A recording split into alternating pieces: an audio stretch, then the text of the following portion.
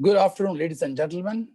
My name is KK, and I'm the moderator for today's show in Business and Banking Dialogue, a show which we have it every day from Monday to Friday. I will be in discussion with MS Money, who is a partner in Deloitte, on the topic of changing face of global trade and its impact on business. So, as you know, international or global trade is going beyond one's own borders to allow countries to expand their markets for both goods and services that may not be available domestically. Therefore, there is competition and competitive pricing in market with domestic and international goods. In a way, this is good for the consumer, right? It is availing of quality goods at competitive prices. Many of us who are in India are able to see that we can get better goods at better prices. So that's all because of global trade. There are many options out there. There are people who are the pros of international trade. There are also people who are in favor or who are not in favor of international trade. However, for business to stay competitive and provide the best products on a global scale, global trade is necessary. That's what I believe. Okay, but we will know more from Mr. Money. So once again, a warm welcome to all my participants across EPS platform, YouTube, Twitter, and Facebook to the Business and Banking Dialogue with Mr. Money. So Mr. Money has years of experience dealing with financial matters, infrastructure, manufacturing, and consumer business, especially in the GST and VAT area. So good afternoon, Money. How are you? As good as can be, I guess, in the situation that we are in. Yes, true, I know. So I think it's a matter of days now. I think we have spent, it looks like, so we should be perhaps back to some kind of normalcy. Let's hope that. So Mr. Money, as you know, global trade has many characteristics. Okay, reforms, trade barriers, free trade agreements, export promotion zones such as the SEEPs and IT parks that we have, trade taxation, trade barriers, etc. But despite this cross-border trade, the business has touched new heights. However, these days, the dominant narrative in political circles, because of the COVID and other things, so the dominant narrative in political circles and corporate boardrooms and the mainstream media is that nationalism and protectionism. Nationalism and protectionism are the two things that we see are being increasingly talked about, and globalization, perhaps in some areas at least, is taking a retreat. So I would like to know the relevance of globalization as we knew is being challenged, isn't it? Your thoughts on these dynamics of global trade in goods and services, Mr. Money. Thank you. Thanks for asking me. Yeah. I think at the outset, what I would like to mention is that I would not like to comment on the political dimensions of global trade. Yes. If we look at it purely from a trade perspective or purely from an economic perspective, there are a few boundary conditions that we need to keep in mind. Now, some of the stuff that I will be mentioning now are not stuff that are my views, but these are views that various leading economists of the world have expressed. Okay. Somewhere in early 2000, Joseph Stiglitz, who, as you know, is a leading economist, Nobel laureate, etc., he wrote a book which is called The Downsides of Globalization. Yeah. And at that point of time, he had mentioned that globalization is something which, in his opinion, led to vastly overestimated GDPs, and the impact of globalization on supply chain disruptions, which could happen in future, was grossly underestimated. Now, these were his views at that point of time. Now, none of us believe this, and we don't believe this even now, because globalization is here to stay, and globalization has truly benefited everyone. Yeah. At the same time, what we have to bear in mind is that while globalization has led to a large increase in goods and services across the world, it has also increasingly made the entire world dependent on each other, which in some ways is very, very good, because that leads to a lot of employment generation. It leads to per capita consumption increasing. It leads to the GDP of various countries increasing. So when you look at a car, for instance, in terms of how it is manufactured, it has components which come in from virtually all parts of the world. And then it gets assembled somewhere and then it gets sold somewhere. So all of us have seen the beneficial effects of globalization. There does seem to be some kind of a debate which has started in recent times in terms of whether globalization works better or localization works better. Possibly we'll know at some point of time in future. But globalization as it stands now is something which really speaking has benefited all parts of the world, including India. Okay, thank you. Thank you so much on that. So there is definitely, like you say, the good parts of globalization. So let's look at trade in this COVID era period. And Christina, who is the managing director of IMF, had said this is a crisis like no other. So never in the history of IMF have they witnessed the world economy going to a standstill. So your thoughts on the current changing phase of global trade, and what should countries, according to you, without taking a political view, what should the countries should do? Look, the present situation is one where there has been a huge amount of demand compression. Yeah. So if people are not moving out of homes, the demand for virtually all goods, all services has gone down globally. Yeah. Now, when there is a demand, now I don't believe the world has seen a demand contraction of this scale ever before. So if there is a demand contraction of this magnitude, that is certainly going to have an impact on manufacturing of goods. It's going to have an impact on providers of services.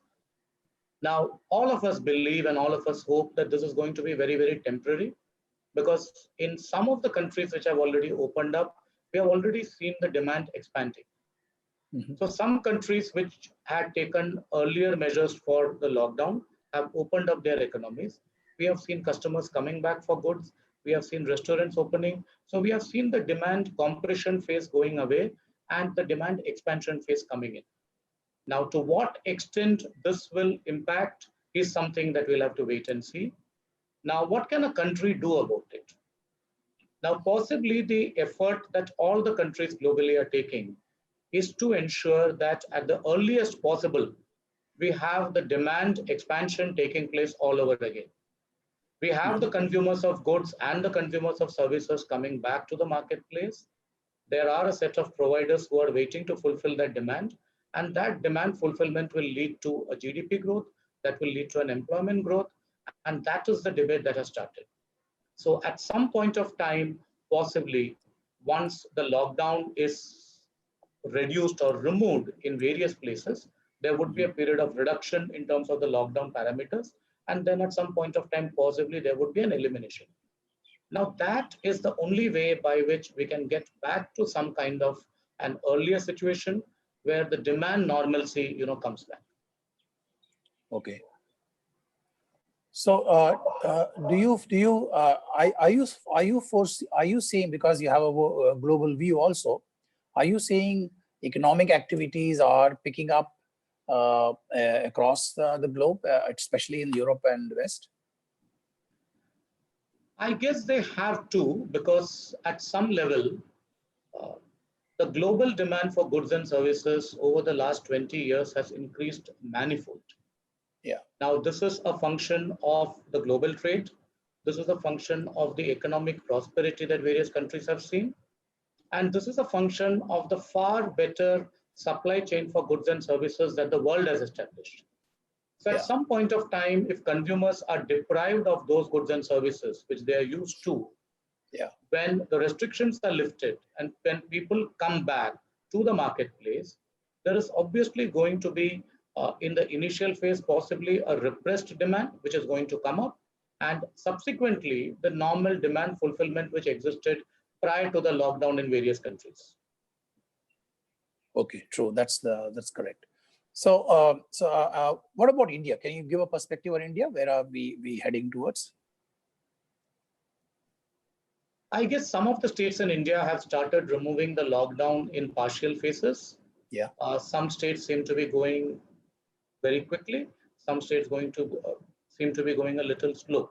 And that depends possibly on the extent of the difficulty that particular state has got. Some cities are ahead, some cities are following. So in India also, while we go with a phased, a progressed approach to removing the lockdown, the demand contraction that we saw earlier for various goods and services is certainly going to come back. It may take a bit of time. It may take time depending on the sector. So possibly FMCG and durables will come back first, the demand will come back first, and possibly some of the others will follow. It may possibly take a bit of time for the capital goods sector to have a demand revival. It may take some time for the entertainment industry to come back for a demand revival, because that again depends on the end consumer and whether the end consumer is permitted to use that particular service. But at a broad level, I would say, based on the consumption patterns that we have seen in the past, this seems to be a temporary phase, and we should be moving out of this sooner than later. Okay, thank you. That's encouraging. Thanks for that. So let's talk about free trade. Okay, so we often hear government to government. There's a lot of free trade agreements that are signed. And free trade agreements are considered to be a crucial factor in boosting economy, correct? In boosting economic growth, if I can put that way. But as these agreements become more ubiquitous, there is cynicism around the effectiveness of trade agreements. We see that. We see a lot of agreements. Even India does sign a lot, and free trade agreements does happen. Many of them in this global leaders meet. So is it effective? And so what's your take on that? I guess free trade agreements have served the purpose for which they were intended, in the sense that the objective of any free trade agreement was to promote trade between two countries, or if it is a multilateral FTA, in that case to promote between a group of countries. Yeah. So if we look at the manner in which trade has grown across the world over a period of time, I'm very clear in my mind that free trade agreements have played a big role in expanding the trade across various countries. Because what a free trade agreement broadly does is it breaks down some of the tax barriers which are there between trading between two countries. That also ensures that the theory of core competence is respected by all countries. So if there are a few activities that certain countries are very good at doing, if they have a cost advantage on certain products, consumers in other countries can also take the benefit of that cost competitiveness, and they can also buy goods which are much better priced. On the other hand, the recipient country may have a cost competitive advantage in respect of certain other products, and they might be able to export those goods to the other country at a lower tariff or at a nil tariff. So at a broad level, I don't think there is any doubt on whether free trade agreements have worked or not. There could be specific issues with respect to specific agreements, which possibly all the governments of the world keep addressing from time to time.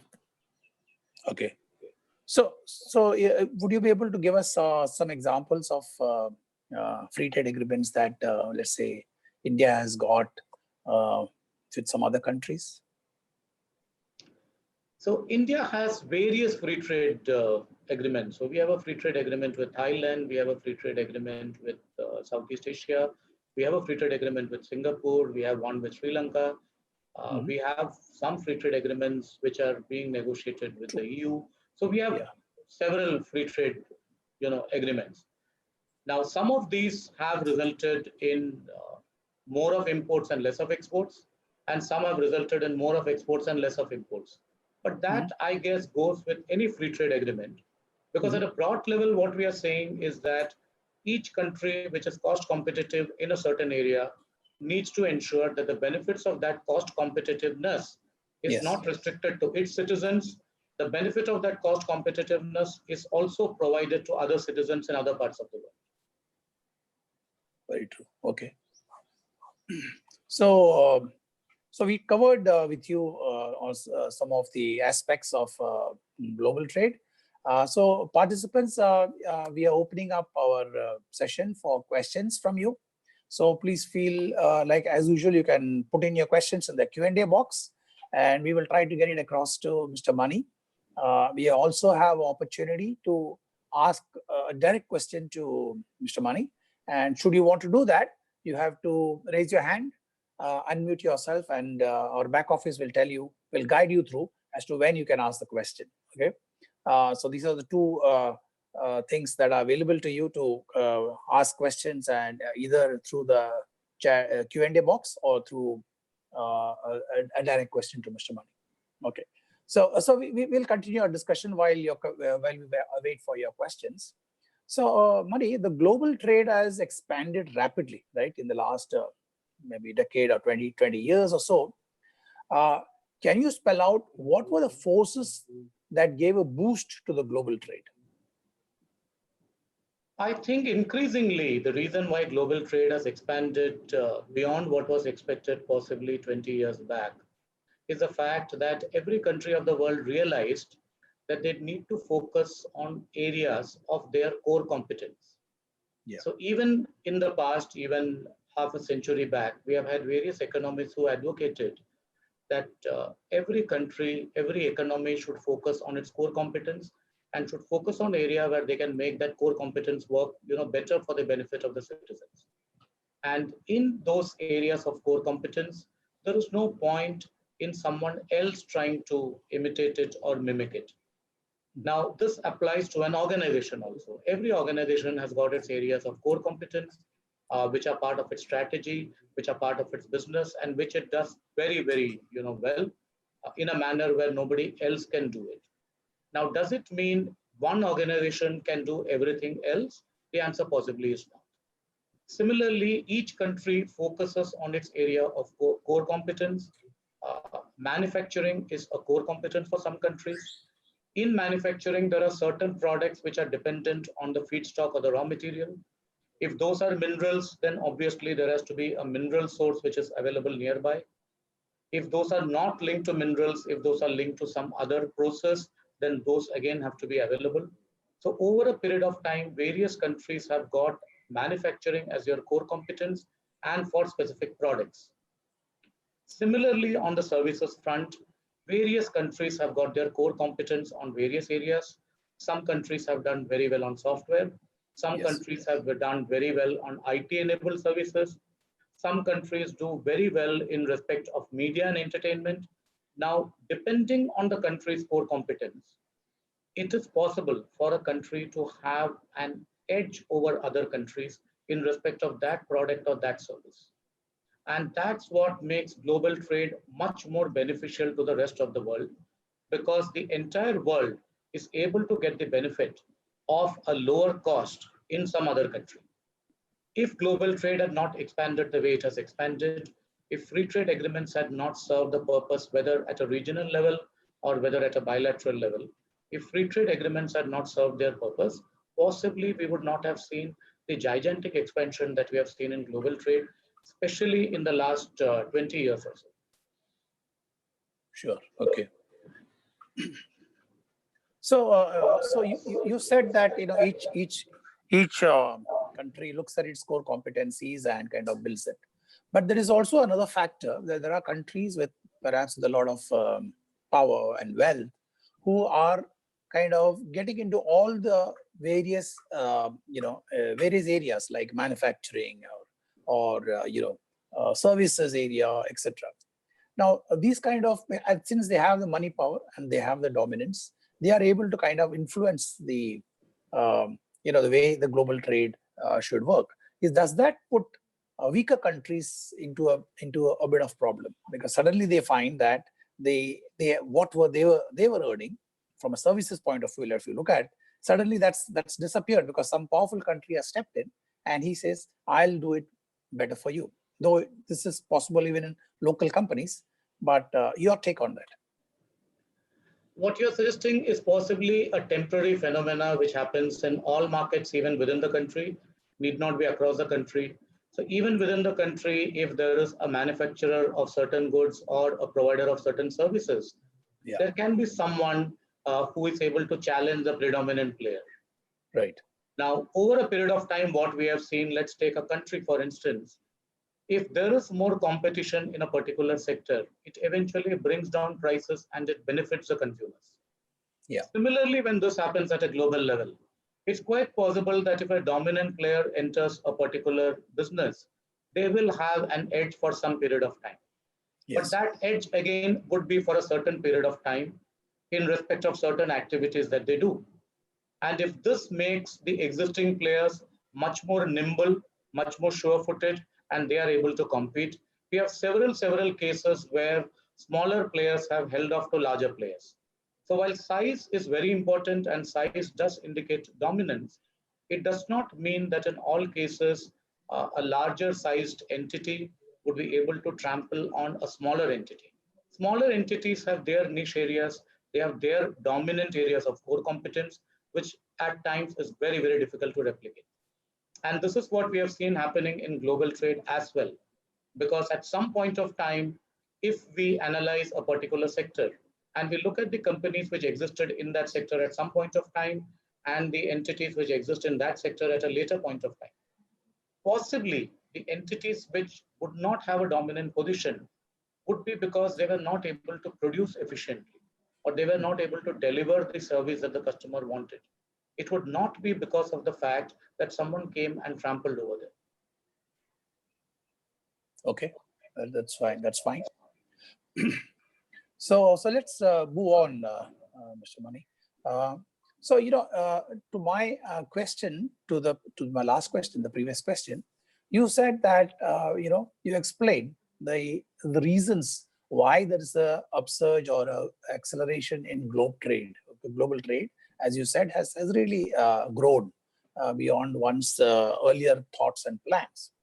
However, many experts contest the idea that free trade and globalization create widespread prosperity. What is your assessment? Is it like a zero-sum game or a win-win game? I would very strongly advocate that free trade agreements and the process of globalization has actually benefited everybody. Mm-hmm. I do not subscribe to the view that this is something which in general has not been good for the world. It has been very good for the world as the data suggests, because the global trades in goods and services has expanded possibly in a manner which is much beyond what was ever anticipated 2 decades back. Okay. Now, while global trade expands, there are a set of challenges that come with global trade. Each country devises its own set of measures to deal with that, to take care of what is dominant in that country's economic interests, the issues that they need to take care, and the measures that they need to take care. Now, that all countries have a right to do, and every country has been, doing that. But if you take all the countries in the world put together and to see whether global trade has benefited mankind as a whole, I guess the answer would be yes, it has. Okay. So your thoughts are that free trades and globalization or global trade kind of helps every country, and it's a win-win game for both the countries who come together uh, and do this kind of a global trade. So that's great. So the global trade has been in a transition in the last couple of years, right? Can you please share your observation with us? Okay, so what we have seen in respect of global trade is that there are quite a few tariff barriers that various countries are erecting. Yeah. Now, by tariff barriers, what I mean is in respect of customs duties which existed for certain products, those are increased by some countries, and where customs duties did not exist, they are introduced in those countries. Yeah. So when now some countries also create non-tariff barriers, such as quantitative restrictions. Okay. Now the tariff barriers and the non-tariff barriers have been increasing over the last 2 years, possibly because of the fact that there has been a dominant narrative in various parts of the world that they need to protect their own economy, they need to protect manufacturing in a country, they need to protect jobs in a country. Yeah. And each country has taken measures which the country feels is appropriate considering their domestic requirements.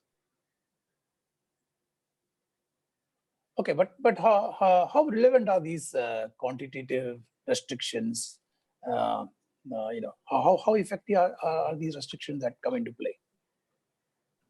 They say customs duties in the present era. And are they relevant, and do they have an effect? Yeah, customs duties are certainly relevant. They are very, very significant in respect of any product that is imported into a country. At this stage, when we talk of the relevance, we have to bear in mind that unfortunately, we don't have access to any study that has been done with respect to the data for the past 2 years. Most of the Okay. studies that have been conducted in respect of global trade and the impact of various measures that are taken are clearly for the earlier period. And the findings of the earlier period may not be very relevant to the current period that we have, the last 2 years or so, because this has seen a lot of turbulence all across the countries of the world in respect of global trade. So when we look at customs duties, for instance, as a measure of regulating imports, they have been successful in some cases, because if the customs duty of a product is increased beyond a certain limit, Yeah. in that case, it will become unaffordable in the country of import. And it might be potentially cheaper to manufacture in that country. On the other hand, if the customs duty drops significantly, manufacturers in a country could be adversely affected. So what all the countries of the world have been doing is to balance the customs duties depending on the product, depending on the country from which it is imported, to see that they are being fair and they adhere to the requirements of the World Trade Organizations as well.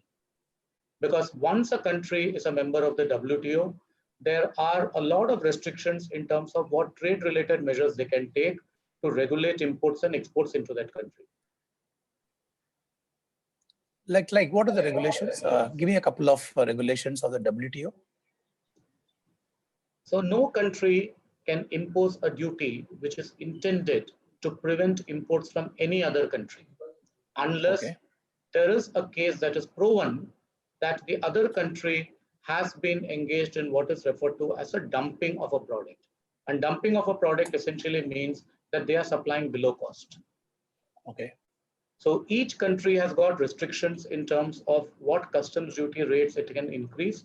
There is a process in respect of that increase, and that process needs to be respected by all the countries. Okay.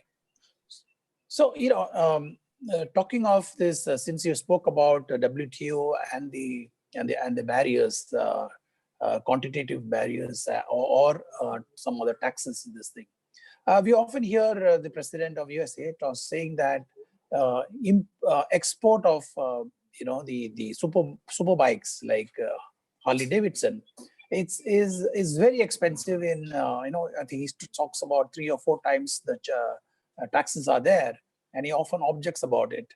Your thoughts on this, and why is it there, and if so, why do countries have these kind of restrictions? Okay, so I'm not sure whether this is the right example, Yeah. because to a very large extent, what happens is the products that you're referring to are very niche products which are used by possibly a very tiny segment of the population. Yeah. At a broad level, what we have to bear in mind is at a country-specific level, India is largely an exporter of two-wheelers. And Yeah. if we are a net exporter of two-wheelers, if there are certain categories of two-wheelers which are not manufactured in India, because of the capacity or because of the technology around it, those need to be imported into India to fulfill the demand. Now, when these are imported into India, they attract a duty which is very, very high. And possibly, therefore, there was a case for rationalization of the duty that we had seen. And the duty rates, which were very, very high, were brought down to a normative rate of duty. Now, is that reduction in duty going to drive a huge demand for the product in India? That would depend on the price of the product. Because bear in mind that the customs duty that we are discussing is only one component of the landed cost. Yeah. It's not the only component. It's not the most significant component. It could vary between 10% and 20% and may go as high as 30–40%. But 60% of the cost or 80% of the cost is sitting in the product. So if the product per se is priced at a certain level, the addition of certain amounts of customs duty or the reduction of a small amount of customs duty may not do a great degree of differentiation as far as the demand of the product is concerned. But if it is a product which is consumed by the masses, in that case, yes, even a marginal increase in customs duty would make the imported products more competitive, and a slight increase in the customs duty may make domestic manufacturing more competitive. Okay, thank you. Thanks for clarifying, Mani. Ladies and gentlemen, I'm awaiting some of your questions. You can send your questions through YouTube, Twitter, or Facebook. Or if you would like to ask a question, like I said earlier, you can please raise your hand, and the back office will enable you to ask this question. So I continue my discussion with Mani, and I await your questions. So, Mani, let's talk about. We have often heard about anti-dumping. Anti-dumping duties, or such some such terminology is all about anti-dumping. And typically, this happens in steel. We often heard about steel getting into this policy of anti-dumping. So, what is anti-dumping duties, and what are safeguards? What are safeguard duties? Okay. How do these policy measures, or do they help or deter the global trade? Anti-dumping duties are broadly imposed by a country to prevent another country supplying goods to that country below cost. Because the principle on which global trade works, as I explained earlier, is on the basis of who is more cost competitive for a particular product. Now that assumes that people are selling above cost with possibly a nominal profit added to it. Yeah. But in certain cases, what we have seen in global trade is that there would be certain situations where a product would be supplied significantly below the cost of manufacture in the origin country. Yes. So when this is supplied significantly below cost from the manufacturing country, what happens is in the destination country, the domestic industry suffers what is referred to as an injury. And anti-dumping duties are a tool which are designed to prevent an injury to the domestic industry arising from a supply from the manufacturing country, which is below cost.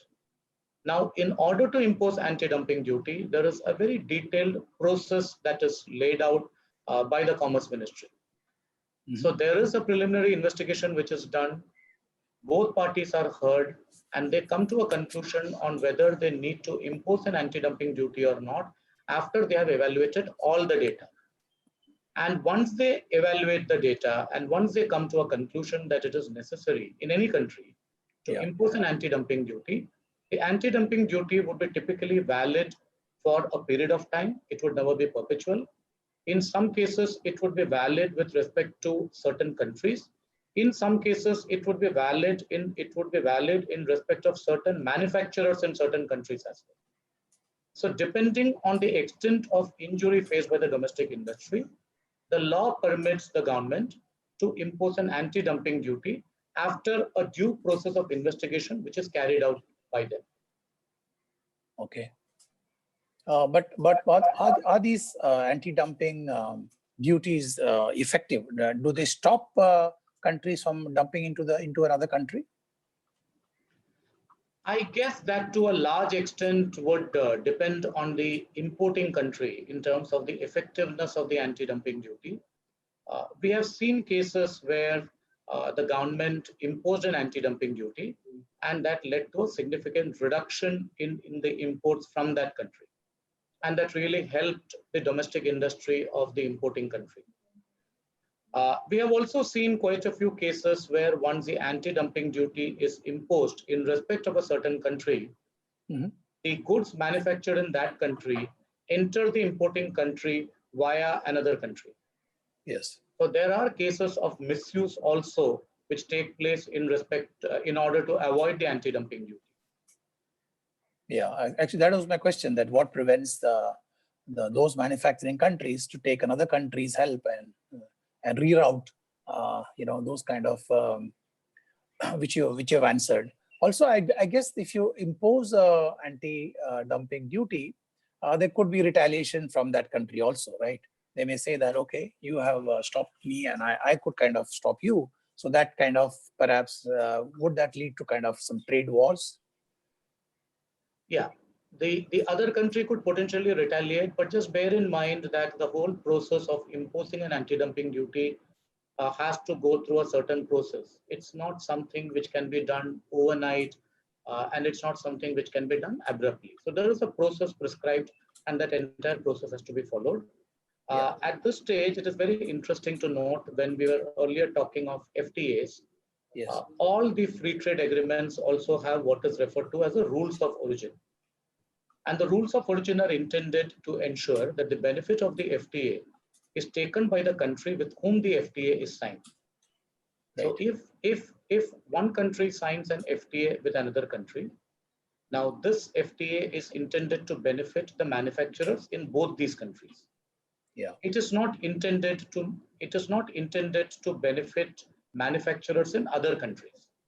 Right. And therefore, all FTAs have rules of origin, which stipulate, depending on the FTA, that there needs to be a 30% value addition in the country of export. There needs to be a 35% value addition in the country of export.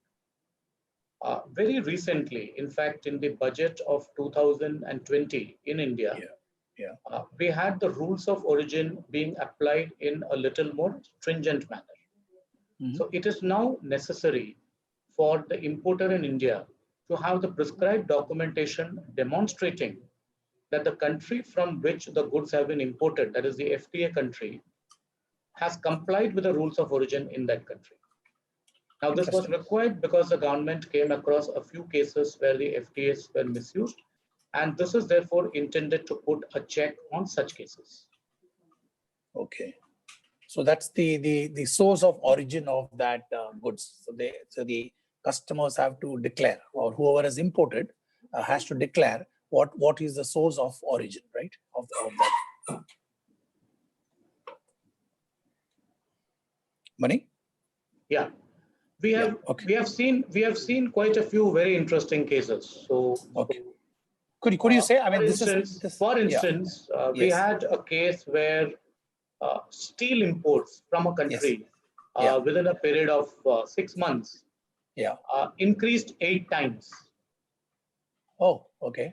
So 6 months earlier, the steel imports from that country were X, and 6 months later it was 8X. And when there was an investigation, carried out, they discovered that the steel was actually originating somewhere else, and this was just to take the benefit of FTA. We also had an issue in respect of edible oil imports, where edible oil imports were coming into India from a country which did not have any edible oil manufacturing base at all. And we had very large supplies coming in from a country where edible oil manufacturing facilities were non-existent.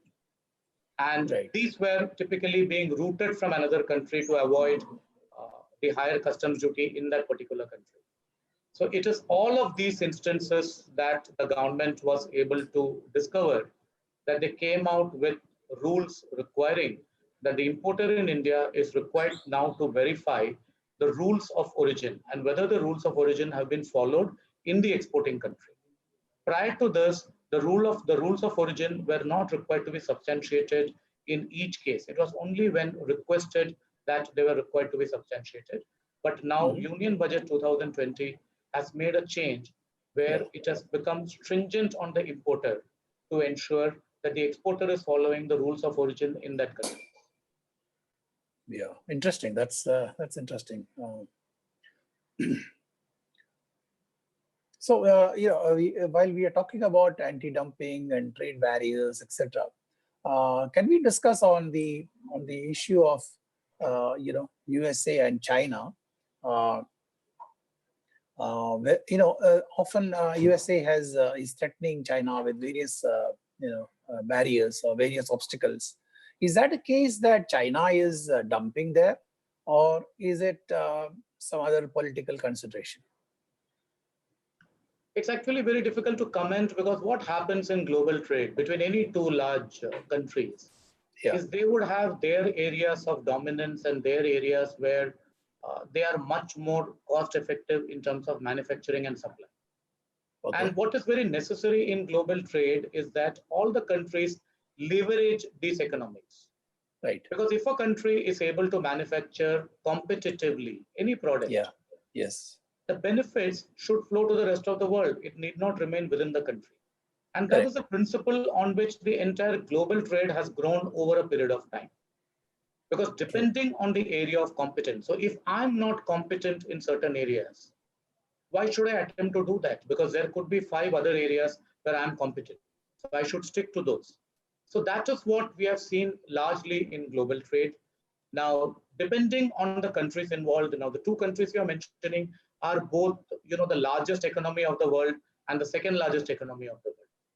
So obviously, over a period of time, when they trade with each other and they transact with each other, there would be certain elements of friction that would come up, because the size of the volume of business that they do with each other is gigantic and humongous. Yeah. Okay. So that's an interesting thing that's being played out there, and so let's see how that goes about. There are lots of discussions and threats being given to each other, I guess. So we move from the anti-dumping. So what is your advice to Indian businesses for safeguarding their interest in an emerging world?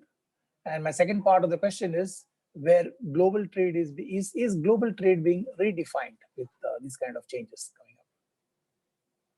Look, if a business is cost competitive in a global context, I don't think there is much to fear about or worry about. And if a business is not cost competitive, yes, then there would be a lot of projects that would need to be taken up.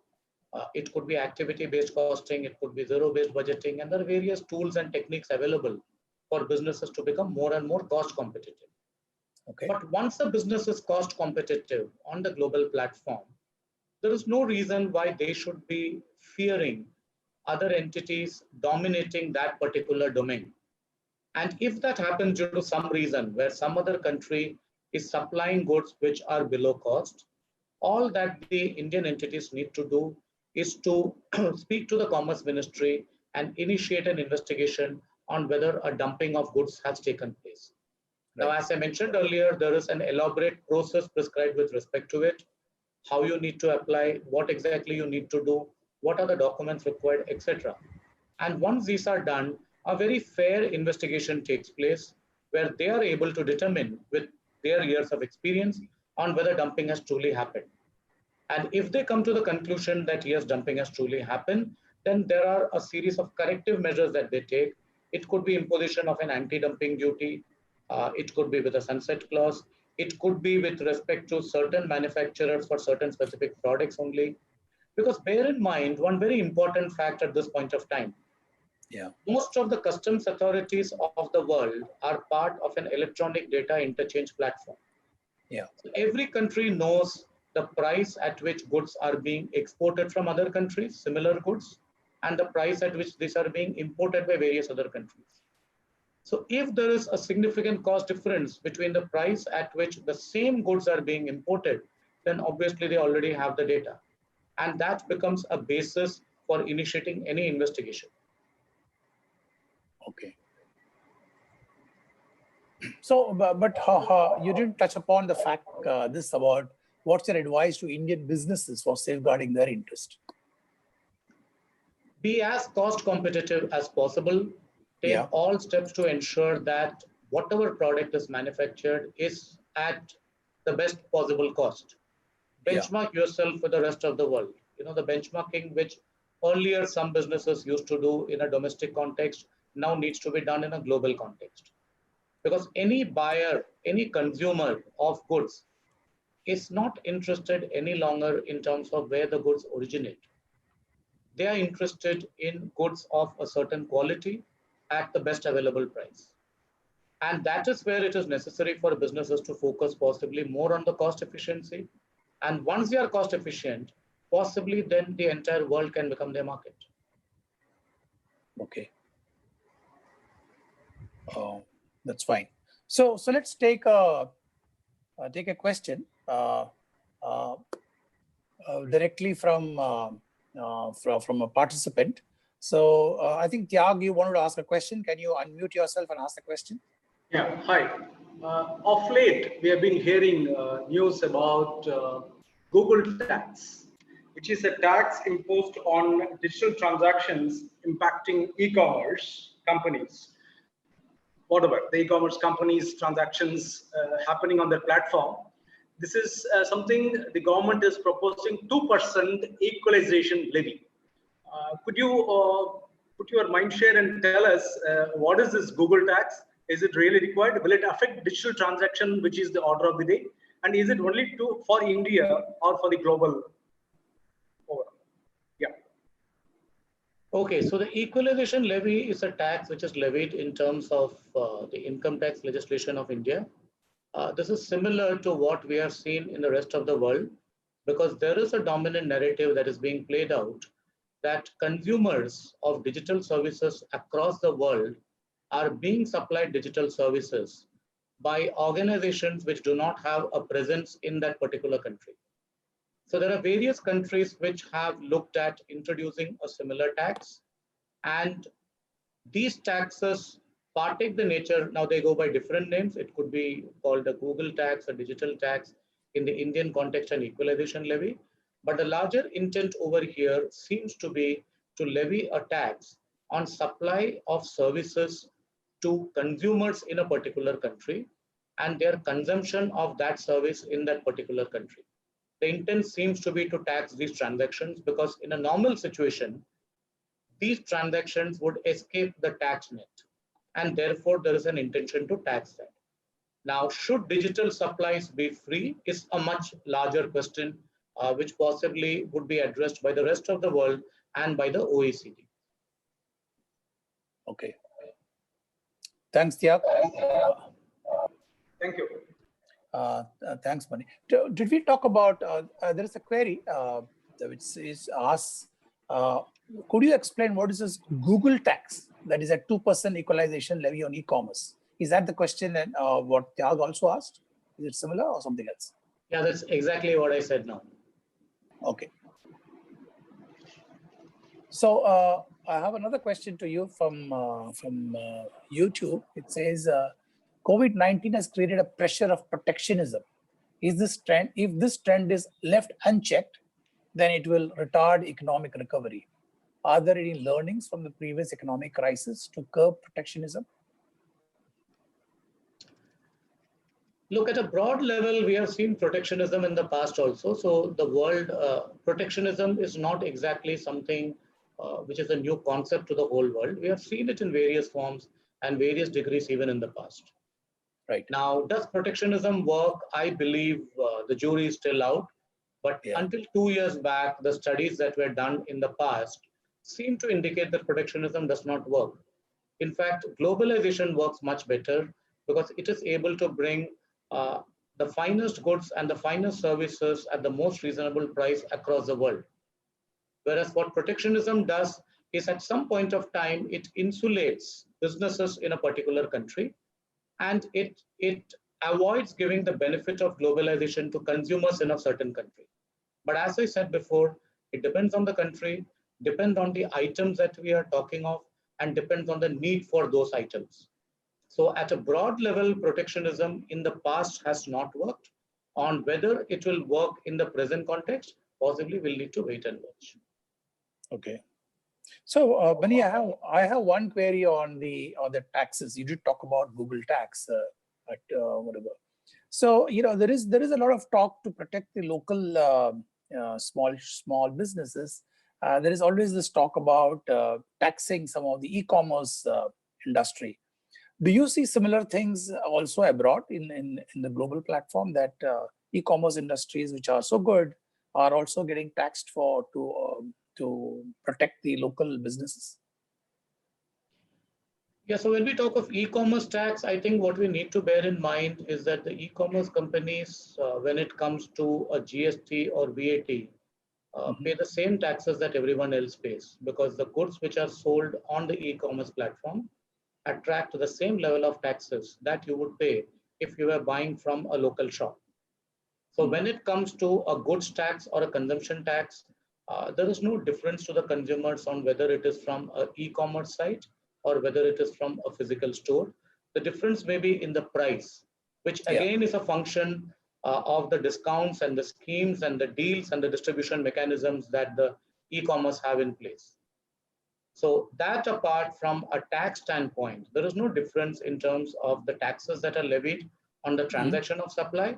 There is no benefit that the e-commerce companies get. So it is not that the physical stores pay a higher tax and the e-commerce companies pay a lower tax.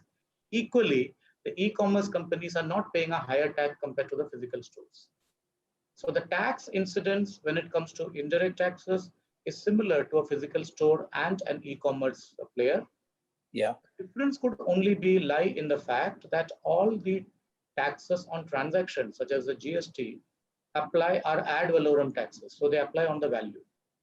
So if an e-commerce platform is able to reduce the value, meaning the price, then the quantum of tax that they pay could be lower because their price is lower. But the same argument could be made in respect of two adjacent stores. If one sells at a lower price, he would apply a lower tax compared to a shop which applies a higher price. True, absolutely, yeah, that's correct. I have a question from Shivkumar Ramji. He's asked a question, but I like to frame it because I don't think it is written correctly. I think what he means is, can technology edge help companies in the international market? Yes, it can certainly help in the international market. I think that's a given. But when Mr. Ramji says technology edge, I'm not clear in terms of, does he mean a technology edge for a technology company or for a manufacturing company? But for anybody, I guess the obvious answer is yes, it helps everybody. Technology certainly makes every single process far more efficient, far more reliable, and far more uniform across. Very true, actually, right.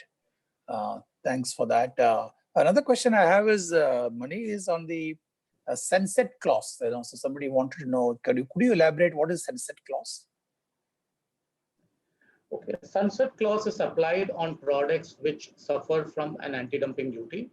And as I said before, anti-dumping duties have a certain tenure, so they are not perpetual. So at some point of time, the anti-dumping duties are going to end. And therefore, in all the anti-dumping duty legislation, there is normally a sunset clause. Okay. Okay.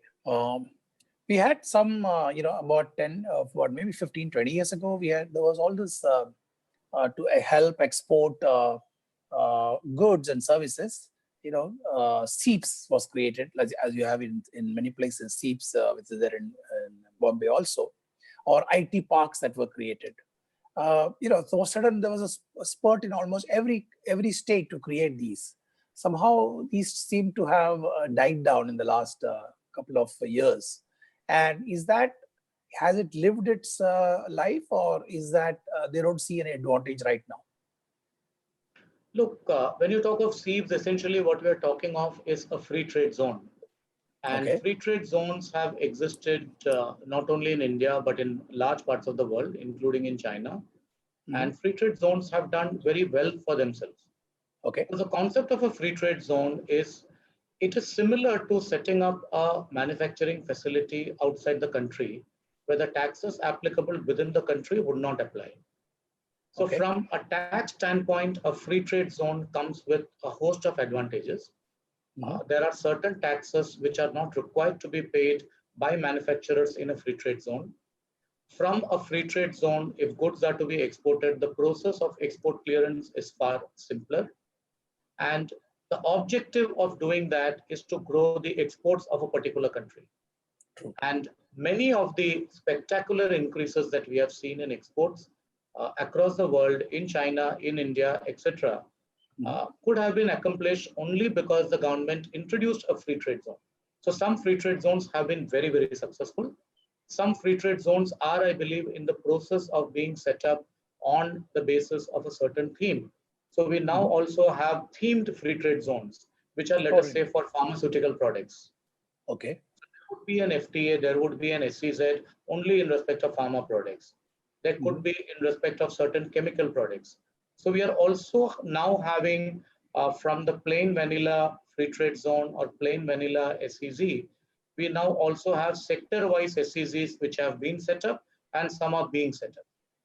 Now, most of these have got an excellent potential when it comes to export growth, because working in a free trade zone for any business is far easier than working in a domestic tariff area, because there are a lot of relaxations given, not only in respect of tax, in various other areas as well. Okay. Okay, thanks. My next query to you, Vani, is to explain what's good. Is the business doing it or the government doing it? This is in relation to the the customs duties, etc. So my question to frame it across is to you is it necessary for the Indian government to regulate trade through customs and other duties, or should it be left to business? I guess both have to happen. It can't be, one without the other. Mm-hmm. So the government is required to frame policies in respect of customs. It is required to ensure that domestic businesses have a level playing field when it comes to export. Domestic businesses which supply the domestic market have a level playing field when it comes to imports. But having said this, once the government ensures that there is a level playing field, the rest is left to the business. Businesses have to ensure that they are competitive. Businesses have to ensure that they are adept in terms of having all the innovations and the technology platforms that are required to make it much more efficient. They have to reach out to the consumer in the most efficient manner. They need to ensure that their supply chains and their distribution chains are the most optimally used. So there is a very clear role which is given to the government, and there is a very clear role which is given to the business, and possibly both have to go hand in hand. Very true. Yeah, I think two together. So my final question to you, and we're almost coming to the end of the show, is in terms of the petroleum pricing.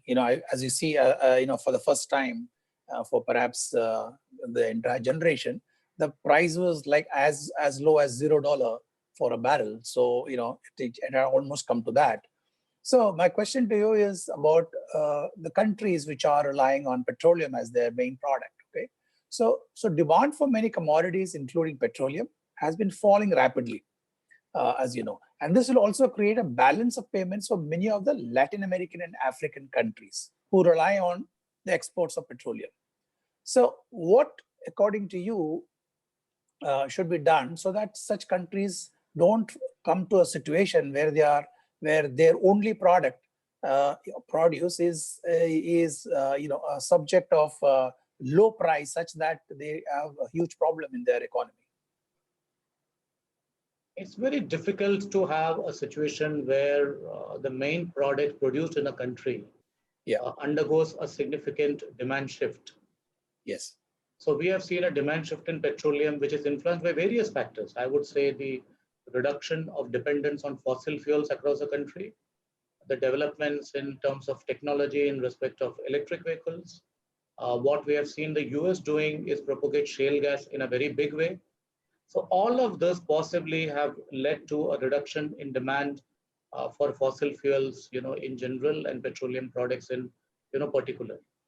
So when a country is dependent on that and is dependent on the exports, what possibly needs to be is to be done is that they move further down in the value chain, manufacture value-added derivatives, and use those derivatives instead of exporting the feedstock. Okay.